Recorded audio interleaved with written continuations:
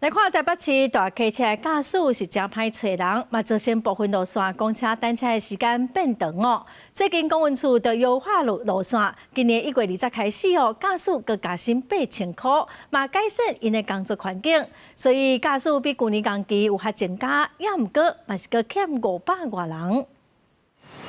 公车到站旅客依序上车，自疫情期间大大流失的北市公车驾驶长，疫情了后仍然有源无回流，5年来减花2成，单车时间变长，旅客坐车也就有感觉。就算这部分应该可以体谅啊，就慢慢等。我大部分都用 APP 的话就还好，就是看他什么时候到，然后就什么时候过来这样。当然是有，可是目前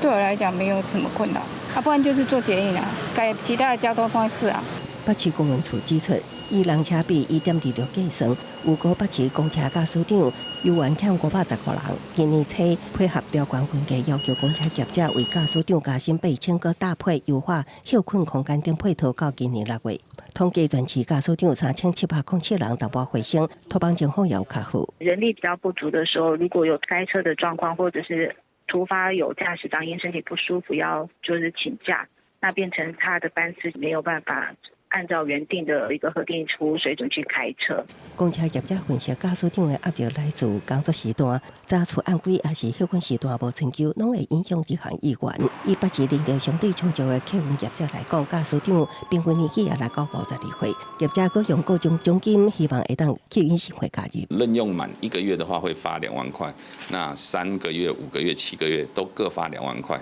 影响各行各业欠人抢财，业者也希望主管机关会当提出较侪条件来协助招募。就有县市政府已经实施授权甲就业计划，提供免费教训课程，甲有薪授权，提悬无大客车驾照的人专职意愿。公司新闻采访报道。